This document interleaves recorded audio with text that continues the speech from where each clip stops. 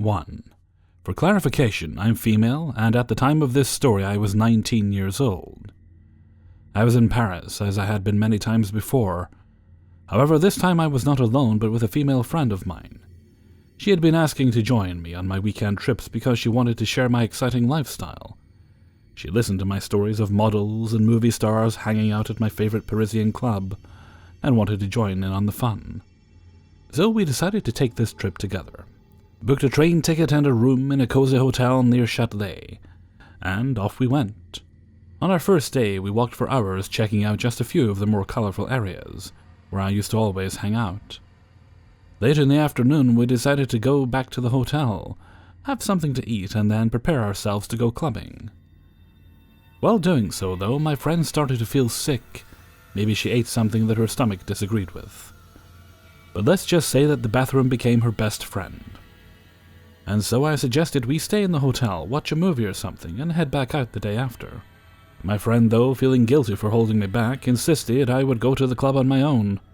I was used to walking around my favorite city by myself, but I did not feel comfortable leaving her all by herself. She kept assuring me she would be fine, so I got myself ready for a night out, and off I went. As I got to the club, there was this huge crowd standing in line, waiting to be chosen by this female bouncer. It looked like she was checking people out from a distance to decide whether they were worthy of getting in. When I got there, a limousine pulled up, and the crowd was ordered to move for the special guest, no waiting in line for him. I was all the way in the back of the line, but since I am very tall, and back then had the model look, the bouncer looked at me, pointed at me, and asked if I was alone. As soon as I told her I was, she gestured me to come in. And so I walked through a crowd of about 100 people to the front door of the club, feeling quite special for having been selected. I had an amazing time. I danced all night with people I've never met before, yet we were like one big dance crew. It felt great. Good music and good dancers. I had the time of my life, which for me only takes those two ingredients. At about 4 in the morning, I felt it was time to get back to the hotel. I had an active day ahead of me, so I needed a few hours of sleep, so I left. I felt very at home in this big city, and I decided to walk back to the hotel. And although every now and then a car would pull up next to me, thinking I was walking around so late, looking for work, a simple no made it clear that my purpose of walking the sidewalk was to actually get from A to B, and not make money while doing so. So I felt totally safe as I continued my little stroll in the early morning, gradually approaching the hotel. I wanted to cross the road and to make sure I could do that safely, even though there was no traffic as the city was asleep at the time. I looked right and left, and then I saw him, a young man on a sport bike, on the sidewalk about 30 meters behind me. As soon as he saw that I had noticed him, he sped up and started riding his bike next to me. I crossed the road and he followed, asking for a cigarette. I told him I don't smoke, but considering the time and the fact that I was a female all by myself, I decided not to be too kind to him. In this situation, it might be easily misunderstood. I answered, but that was about it. I clearly showed I was not in the mood to talk to him. He seemed numb to the rejection and continued biking next to me, without saying a word. Meanwhile, we had gotten to this small park, Châtelet, which separated me from the hotel, but I felt uneasy and started to panic because of this guy. It was in the early morning. Only every few minutes you might hear a car in the distance, and nobody else to be seen in the streets. I thought, God help me, I'm in trouble. And this is what makes the story unbelievable. Out of nowhere came a car from the left, stopped, honked his horn, and waved at me. I walked towards him and asked him to help. When I looked back at the guy on the bike, I noticed that 2 other guys had joined him. They must have been walking behind me. As soon as I spoke to the driver, the biker started yelling at me and threatening me. It was scary, all the things he said he would do to me. It still makes chills run down my spine.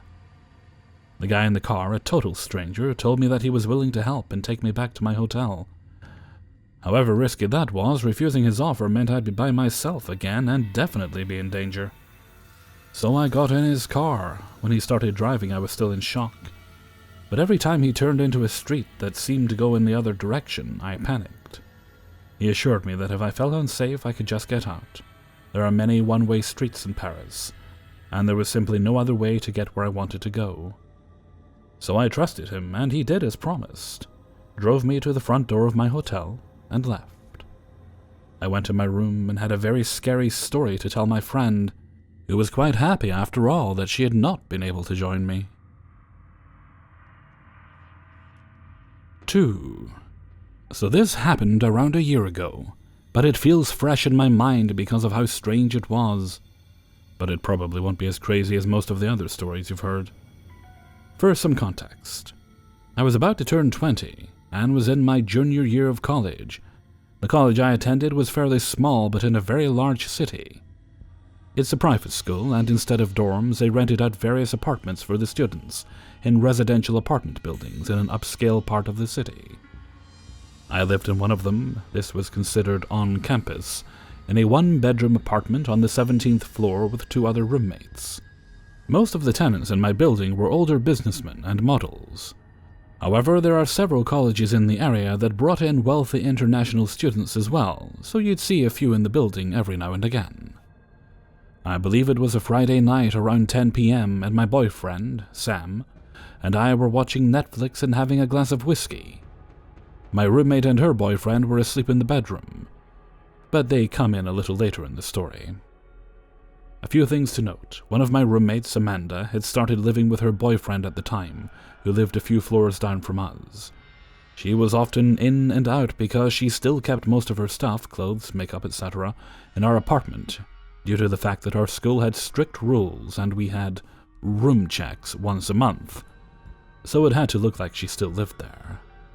Another thing was we never locked our door if someone was awake and in the apartment.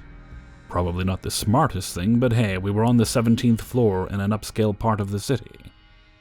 We never had a problem before and we felt safe. My last note here is that the layout of our apartment is important to the story. When you walk in the front door, you're in a large foyer with a closet to the left and the bathroom to the right. There is a hallway straight ahead that branches off to another hallway, which leads to the left into the bedroom. If you pass that hallway and keep going straight, there is an open doorway into the kitchen immediately to the right. If you pass that, you enter the living room, which you can't see into, or out of unless you're standing next to the doorway to the kitchen. Now back to the story. Before Sam and I had finished our drinks, we heard the door open and close. I assumed it was A coming in to get clothes or something, but I didn't hear anything after the door shut. I thought maybe she had gone into the bathroom, but it was strange since she usually wears heels, and you can hear her walking around the apartment. After about a minute of silence, Sam and I hear someone speaking in a foreign language. We both turn and look at each other with the same "that is not Amanda" expression on our faces. Slightly spooked and unsure of what is about to happen, Sam and I spring to our feet and he grabs the pocket knife I had sitting out on my desk, by the grace of God. We both stand against the wall, me behind Sam, him in a ready-to-fuck-someone-up stance, knife held out slightly in front of him. You could not see us unless you were in the living room. We wait. It becomes clear there is more than one person in our apartment who should not be there. That's when we hear footsteps approaching the living room and my heart is beating out of my chest. Then a short Asian man who looks maybe 19 or 20 walks into the room and locks eyes with us. He is wearing nothing but his boxers. After a moment of silence and confusion, Sam blurts out, "Who are you?" The intruder looks at Sam, looks at the knife, widens his eyes, utters, and sprints out of the apartment. I assume his intruder friend followed because the door slammed shut and we didn't hear anything else. We ran to the foyer and locked and deadbolted the door. By the time Sam has done this, I have already dialed 911 and have the operator on the phone. I give the woman our location and tell her what just occurred, and she dispatches a unit to our building. Sometime during this phone call, we hear loud banging on our front door, with the sound of the door handle jiggling. They're back. I tell the operator what is going on, and as I'm giving details about the original encounter, she is trying to calm my frantic ass down while these guys are banging loudly on our door, trying to get back in. After I give all the details, I hang up and immediately text Amanda to not come upstairs under any circumstances. We then go to wake up my other roommate and her boyfriend in the bedroom, who were still sound asleep. As I'm doing this, the banging begins happening intermittently every 30 seconds or so, for another few minutes. My roommate and her boyfriend came out and sat on the couch looking terrified, watching and listening to all of this go down. It's worth noting that these two were not the brightest of the bunch, but those are stories for another time. We then hear a few less threatening knocks at the front door, so Sam and I venture over and check the peephole to make sure it's the police and not the two intruders. Sure enough, 3 officers in uniform are standing outside, so we open the door and we begin explaining the situation, giving a description of the guy we saw.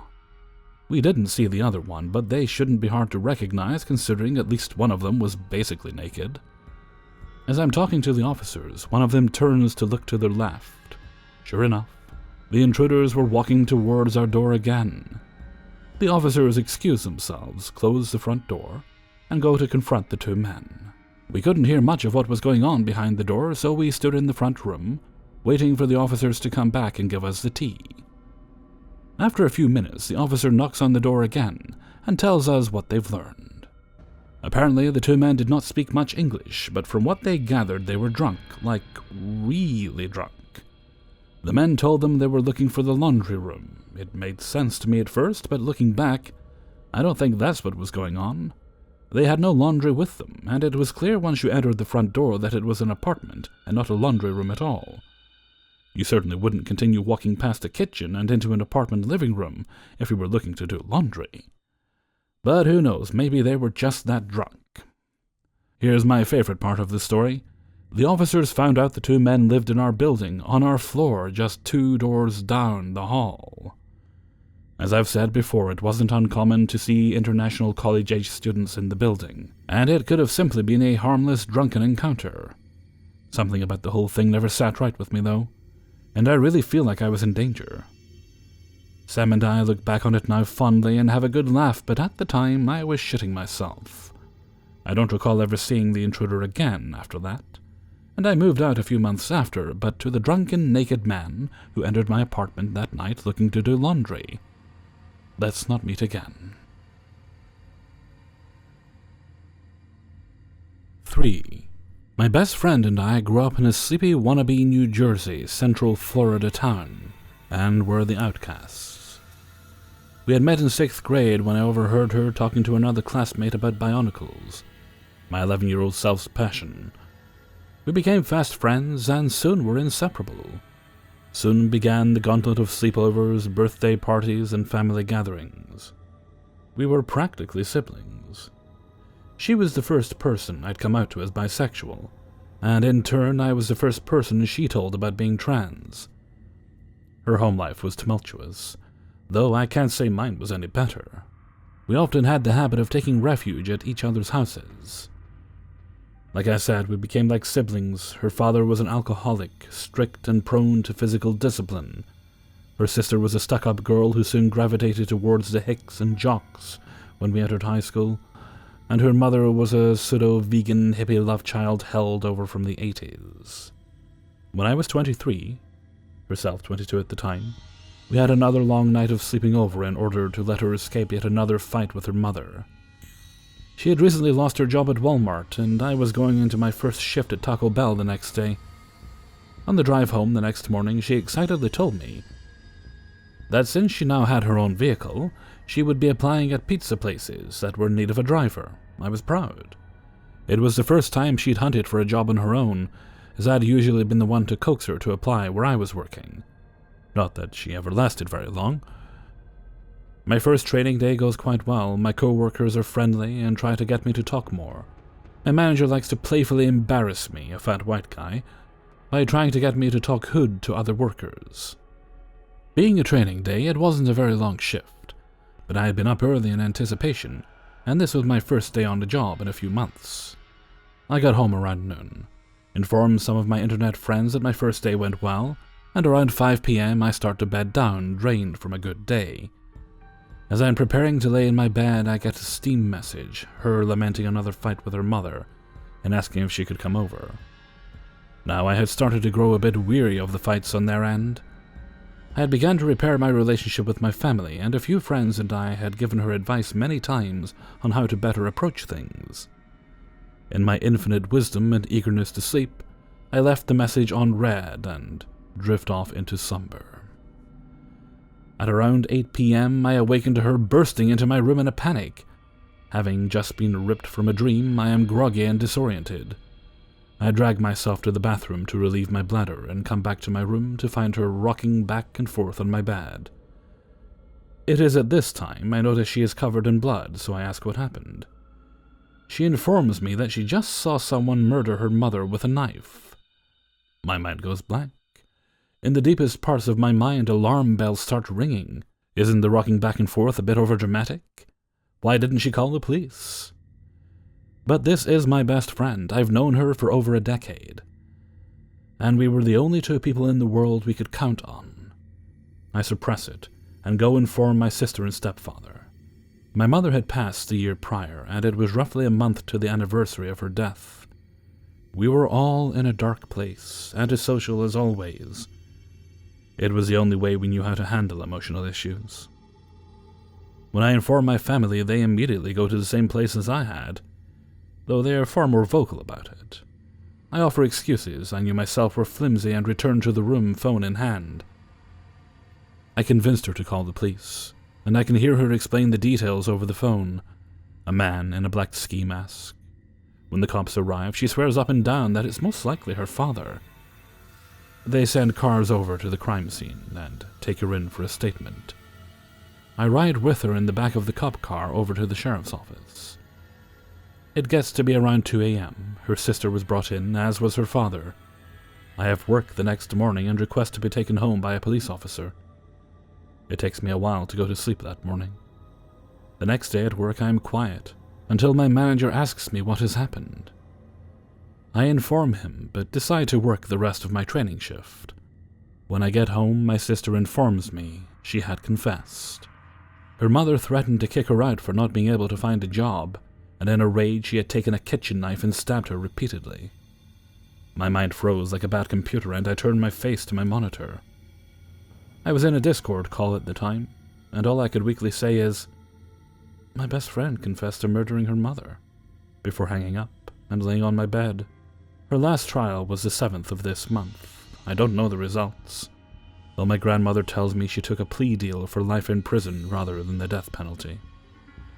Part of me wants to contest that, to demand that they take the death penalty for ridding the earth of such a peaceful and caring woman's shadow. A larger part of me is just glad she's being punished. Natalie, you were my best friend, my sister, my platonic soulmate. But please, let's never meet again. Hey everybody, Hellfreezer here, and thank you very much for listening to 3 True Scary Stories, episode 468. And thank you very much to everybody who allowed me to use their stories in this video. And here we are already in February. Well, I'm quite looking forward to, well, maybe I shouldn't jinx it in case they cancel it, but I'm looking forward next month to Disney Plus rolling out in the UK. It's already out in other places, I'm aware, but we get it at some point in March. So I've already got money earmarked for that, and that's when I'll probably watch The Mandalorian. And I think if they're not, I'm sure they will be at some point, I'll catch up on all these Star Wars movies they keep making that I'm very much behind on. I think I fell asleep during the first one of the new trilogy. Not because it was bad, I was just tired. Oh, and also I believe there's Simpsons there, but apparently they've done bad things to them by zooming in and cropping so you're missing certain jokes. That's unfortunate. I keep forgetting that this year is a leap year, mostly because it doesn't change a damn thing. It just gives us one extra day. Grumble, grumble, grumble. Okay, let's get my grumbly head off, eh? As if I'm Wurzel Gummidge. Actually, I can't remember. Did he have a grumpy head? He had a thinking head. Maybe he had an angry head as well. Alright, enough talking about Wurzel Gummidge, because I just realised most of you probably don't know who Wurzel Gummidge is. It's a character from my childhood, played by John Pertwee, who was the third and, well, I was going to say he was a very excellent Doctor in Doctor Who, but the fact of the matter is, they've all been pretty good in their own way. Some better than others. My current favourite is Matt Smith. And, okay, right. Whatever, enough rambling. I'm going to head off for now. So until next time, thank you very much for listening, and take very good care of yourselves.